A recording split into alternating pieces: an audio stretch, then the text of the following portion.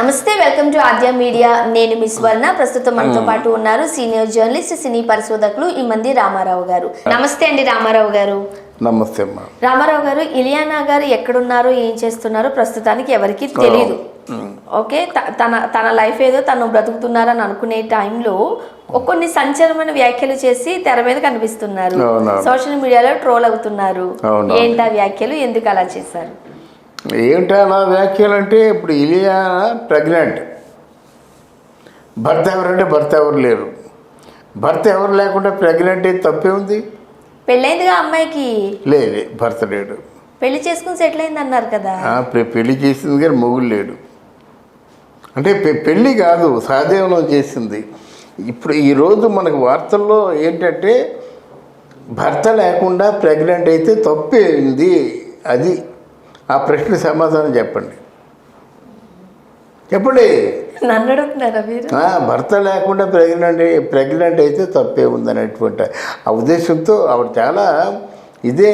ఒకప్పుడు మనకెవరంటే కంగనా రనౌత్, ఇట్లాంటి వారందరూ కూడా చాలా మంచి ఇలాగే ప్రశ్నలు వేశారు. మన తెలుగులో కూడా అప్పట్లో కొంతమంది పాత ఆర్టిస్టులు ఉన్నారు, ఇవే ప్రశ్నలు వేశారు. అలాగా బిడ్డల్లో కానీ పెంచుకున్నారు. బాల సరస్వతి అంటే సింగర్ బాల సరస్వతి కాదు, ఆర్టిస్ట్ బాల సరస్వతి, అలాంటి వాళ్ళు ఉన్నారు. ఎందుకంటే వాళ్ళ ఆర్గ్యుమెంటే అలాగ ఉంటుందన్నమాట. ఎస్, నాకు బెడ్ కావాలి, బెడ్ కావాలంటే నా భర్తతో పని లేదు, నాకు నచ్చిన వాడితో బెడ్ని కంటాను అనేటువంటి పరిస్థితుల్లో ఇలియానా ఉంది. ఇక వాస్తవంలోకి వెళ్తే ఆవిడ వ్యక్తిగతంగా పెళ్లి చేసుకోవడం జరిగింది. కొంతకాలం సహజీవనం చేయడం కూడా జరిగింది. ఆవిడ దగ్గర ప్రాపర్టీస్ అన్నీ అయిపోయినాయి. కానీ ఆ వ్యక్తి మాత్రం కేవలం ఈ వ్యక్తి మీద ఉన్నటువంటి పలుకుబడికి, తర్వాత ఏంటంటే దాన్ని ఏమంటారు, బ్యాక్గ్రౌండ్కి ఆశపడి పెళ్లి చేసుకున్నాడు. ఈవిడ ఈ తెలుగు ఇండస్ట్రీ వదిలేసి బాలీవుడ్లో కానీ ఆవిడ అడుగు పెట్టినట్టయితే ఎక్కడ లేనటువంటి సినిమాలు వచ్చేస్తాయి, ఎక్కడికో వెళ్ళిపోతుందనేటువంటి ఫీలింగ్తో ఇక్కడ పోకిరి లాంటి బ్లాక్ బస్టర్ హిట్ ఇచ్చినప్పుడు కూడా బాలీవుడ్కి వెళ్ళిపోయింది. బాలీవుడ్కి వెళ్ళిన తర్వాత ఒక్క సినిమా కూడా రాకపోగా, అక్కడ తను ఆశించినటువంటి సినిమాలు ఏవీ లేకపోగా తన ఆర్థికంగా బాగా కోల్పోయిందన్నమాట. ఆ కారణం చేత ఈరోజు మళ్ళీ సౌత్ ఇండియన్ ఫిల్మ్ ఇండస్ట్రీకే వద్దాం అనుకుంటుంది. మన కాలీవుడ్ కానీ టాలీవుడ్ కానీ మళ్ళీ ఆదరిస్తుందేమో అన్నటువంటి ఆలోచనతో, జనంకి ఒక సింపతిని గెయిన్ చేయాలన్న ఆలోచనతో అట్లాంటి పిచ్చి పిచ్చి పోస్టులన్నీ పెడుతుందని నా తాలూకు ఉద్దేశం. ఓకే, ముఖ్యంగా సెలబ్రిటీ స్థానంలో ఉన్న వాళ్ళు ఇన్ఫ్లుయెన్సర్స్గా ఉంటూ ఉంటారు. వాళ్ళని చూసి చాలామంది ఇన్ఫ్లుయెన్స్ అవుతూ ఉంటారు. కొన్ని మాటలు కొంతమందికి నచ్చవు, రైట్? అంటే కొంతమంది అని యాక్సెప్ట్ చేయొచ్చు, బట్ కొంతమందికి నచ్చవు. సో ఇలాంటి మాటలు మాట్లాడడం వల్ల ఇంకా కొద్దిగా నెగిటివ్ పబ్లిసిటీని కూడగట్టుకున్నట్టు. అంటే ఇంకోటి కూడా ఉందమ్మా, సింపతి గెయిన్ చేసేటువంటి అవకాశం కూడా ఉంటుంది. మీకు ఉదాహరణకి పెళ్లి కాకముందే ప్రెగ్నెంట్ అయింది మహాభారతంలో కుంతి. మీకు అర్థమైందా? ప్రెగ్నెంట్ అయ్యి ఏం చేసింది, ఒక నదిలో పారేస్తుంది కర్ణుడిని ఒక పెట్టిలో పెట్టి. మరి కుంతిని చూసి ఎంత సానుభూతి చూపించారు. చరిత్రలో పెద్ద సానుభూతి చూపించిన వ్యక్తిగా మిగిలిపోయింది కదా. అయ్యో, 12 బెడ్ని కానీ ఆ బెడ్నేమో నదిలో పారేసిందని చెప్పేసి. అలాగే ఈవిడ కూడా బిడ్డని కన్నది. ఎవరికి కన్నదో ఆవిడ చెప్పదు, చెప్పవలసిన అవసరం లేదు. వాళ్ళకి మధ్య ఉన్న అండర్స్టాండింగ్. ఈవిడ సింపతి గెయిన్ చేయడం కోసం yes I'm pregnant, so what, అంటే తప్పే ఉంది అని ప్రశ్నించడం ద్వారా స్టిల్ నేను నా జీవితంతో పోరాడతాను, నా భవిష్యత్తుతో పోరాడతాను అనే ఫీలింగ్తో మాట్లాడచ్చు కదా. ఆ ఫీలింగ్తో మాట్లాడచ్చు కదా.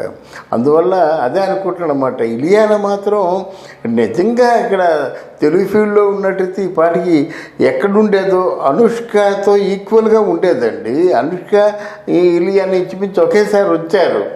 కానీ అలాంటిది ఇలియానా అప్పుడు ఎందుకు కాకుండా అయిపోవడం అన్నది చాలా బాధాకరమైన విషయం.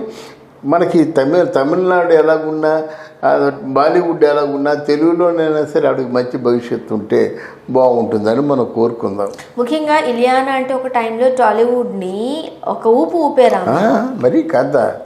ఎందుకంటే అదే జీరో సైజ్ అంటేనే ఇలియానా, బట్ అదే జీరో సైజ్ తో ఆమె చాలా ట్రోల్స్ కి కూడా గురయ్యారు. ఆమె అప్పుడు ఏడ్చారు కూడా చాలా. బట్ ఇప్పుడైతే కాస్త బొద్దుగా అయ్యారు కానీ ఓకే. బట్ ఎందుకు నిలదొక్కుకోలేకపోయారు? కేవలం అంటే ఆవిడ మీరు చెప్పినట్టుగా ఇంకో సినిమా మీకు గుర్తు చేస్తాను నేను. ఏదంటే దేవదాస్ సినిమా చూసారా? మనకి రామ్ మొదటి సినిమా దేవదాస్ అంటే వైవిఎస్ చౌదరి చేసిన సినిమా అన్నమాట. ఎంత పెద్ద పేరు వచ్చిందండి. అండ్ ఈవెన్ అమెరికాలో అట్లాంటి ప్రాంతాల్లో కూడా ఇలియానాకి చాలా మంచి పేరు వచ్చిందన్నమాట. అక్కడ కొన్ని సాంగ్స్ చేస్తున్నట్టయితే చాలా ఒక ఇండియన్ బ్యూటీ, లేకపోయినట్టయితే ఒక తెలుగులో యాక్ట్ చేస్తుంది అనేటువంటి అప్పుడు కీర్తి ప్రతిష్టలు కూడా వచ్చాయి ఇలియానాకి. అంటే రామ్తో చేసినటువంటి దేవదాస్ సినిమాలో, అలాగే పోకిరి సినిమాలో. అంటే అక్కడ ఎవరైనా సరే మనకు తెలిసింది ఏంటంటే ఇందు మూలంగా వాళ్ళు జీవితంలో కెరియర్ని కరెక్ట్గా ప్లాన్ చేసుకోకపోతే దాని తాలూకు ప్రభావం పడుతుందమ్మా. కరెక్ట్గా ప్లాన్ ఇప్పుడు నిజంగా మీరు చెప్పినట్టుగా బాలీవుడ్లో ఎంత క్రేజీ ఉంది తెలిసినా అంత క్రేజీగా ఉంది. ఇంకేముంది, బాలీవుడ్ని ఏలేస్తుంది అని అనుకున్నప్పుడు కదా ఇక్కడ టాలీవుడ్ని వదిలేసి వెళ్ళింది. బాలీవుడ్ లో కూడా ఆమె నిలదొక్కుకోలేకపోయారు. అవునదే, కాలీవుడ్లో ఎప్పుడు లేదు కానీ ఇప్పుడు టాలీవుడ్లో చాలా మంచి అవకాశాలు ఉన్నాయి. మంచి అదే అంటారు, మంచి పేరు ప్రఖ్యాతులు సంపాదించుకున్న టైంలోనే ఆమె ఇక్కడ నుంచి వెళ్ళిపోయారు. ఎందుకు వెళ్ళిపోయింది? బాగా సంపాదిద్దామని. అదే పొరపాటు అయింది. అందరికీ జరగదు.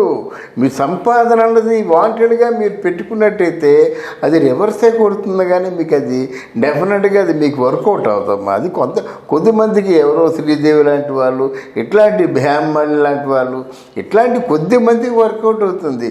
అందరికీ వర్కౌట్ అయితే ఇక్కడ ఏముంది, ఇక్కడ సినిమా చేస్తారు, మిగతా సినిమాలు అందరూ బాలీవుడ్కి వెళ్ళి చేసుకుంటారు. వర్కౌట్ అయితే వర్కౌట్ అవ్వదు కదా. యాక్చువల్గా తను చేసిన అతిపెద్ద తప్పిదం అదే అయి ఉంటుంది కదా. డెఫినెట్గా తప్పుదం ఒకటి. తర్వాత ఆడవాళ్ళ విషయంలో నేను నా తాలూకా ఆలోచన ఏంటంటే ఒక లేడీ మ్యారేజ్ చేసుకున్నప్పుడు ఓ పెద్ద ఇండస్ట్రియలిస్ట్ని చేసుకోవాలి. నేను చెప్తా, మంచి ఇప్పుడు మా కృష్ణకుమార్ ఉంది, పెద్ద ఆర్టిస్టు కాదు, పెద్ద అందగత్తె కాదు. ఇప్పుడు ఆడవాళ్ళు ఎందుకంటే తగిన వ్యక్తిని చూసుకోవాలని చెప్పాను. కృష్ణకుమారి సావిత్రి అంత అందగత్తె కాదు, కానీ ఒక 30 ఎకరాలు బెంగళూరులో ఉన్నటువంటి ఆ వ్యక్తిని రామ్నాథ్ గోయింకా ఆయన పెళ్లి చేసుకుంది. ఎప్పటికి ఉన్నాయి 30 ఎకరాలు. 30 ఎకరాలు అంటే ఏమిటి, ఎకరం 50 కోట్లు ఉంటుంది చూసుకో. అలాగే దేవరాజ్ అరసు ఆ ఫ్యామిలీని చేసుకుంది బి సరోజ. ఎలాగుంది, ఎక్కడుంది, ఏ పొజిషన్లో ఉంది. అలాగే ఇప్పుడు సావిత్రి ఉంది. సావిత్రి అంటే అక్కడ అప్పుడు పెద్ద శివాజీ గణేషన్ కాదు, ఎంజి రామచంద్రన్ కాదు, పక్కన సపోర్టింగ్ ఆర్టిస్ట్గా యాక్ట్ చేస్తున్నవాడు వేసుకుంది. ఈవిడ అక్కడ ఏంటంటే ఆ సావిత్రి గారి కంటే చిన్న ఆర్టిస్టు, ఆ ఈగో ప్రాబ్లము కొట్టు తెచ్చారు చివరి వరకును. అర్థమైందా? అలాగే ఇప్పుడు శ్రీదేవి ఉంది. శ్రీదేవికి ఎంతమంది వచ్చారు, అది వైభవం అంతా ఒకసారి చెప్పుకుందాం. మరి ఏమైపోయింది, రెండో పెళ్ళివాడు, ఒక ముసలివాడు, ఒక 25 ఏళ్ళ డిఫరెన్స్ ఉన్నటువంటి బోనీ కపూర్ని చేసుకుంది. ఏమైపోయింది చివరికి? ఆ 200 కోట్ల ఇన్సూరెన్స్ కోసం బలవంతంగా చెప్పేశారు కదా. ఇవన్నీ ఎప్పటికప్పుడు చదివించారో మనకి నిరూపితం అవుతూనే ఉన్నాయి. కానీ ఎందుకు అనామకుడిని చేసుకుంటారమ్మా పెళ్ళి. ఇప్పుడు ఎందుకు ముచ్చెరి లర్న్ ఉంది. ముచ్చెరి లర్న్ అంటే ఆ ఇల్లు చూసావా, అది మామూలు 1000 కోట్లు ఉన్నాయన్నమాట ప్రాపర్టీ. వాళ్ళందరూ హ్యాపీగా ఉన్నారు. అలా కాకుండా ఆదర్శాలు పోయి నేను డబ్బుని లెక్క చేయను, డబ్బుతో నా పని లేదు, మనసే నాకు కావాలి. ఏం చేసుకుంటారు మీరును? ఆ ప్రియుడు చేసి మనసును కోరొండుకుంటారా? ఏం చేస్తారు కనుక ఎంతమంది అలా గాలి కొట్టిపోయినారు. సావిత్రి కంటే పెద్ద ఆర్టిస్టా మీరు అని కామన్ ఆర్టిస్టులకి నేను ఒక ప్రశ్న వేయదలుచుకున్నాను అన్నమాట. ఆడవాళ్ళు ఎప్పుడు జాగ్రత్తగా ఉండాలమ్మా. అది లేకపోతే ఏమవుతుందంటే వాళ్ళ లవ్లు రేపు పొద్దున్న ఆదుకునే వాళ్ళు ఉండరు. వీళ్ళే అంటారు, వయసులో నువ్వేమైనా ఎవరి మాటైనా లెక్క పెట్టావా అంటారు. నీకు అవ్వలసిందే అంటారు, నీ మంచి శాస్త్రే జరిగిందంటారు. ఆ చావు బ్రతుకుల మధ్య ఆవిడుంటే ఈ శాపనార్థాలు ఒకటి. అందువల్ల ఇప్పుడు ఇలియానా కూడా మంచి ఫ్యూచర్లో ఇంకేదైనా ఒక మంచి జీవితాన్ని చవి చూస్తుందని కోరుకుందాం. Thank you so much. Thank you అమ్మా, థ్యాంక్ యూ వెరీ మచ్.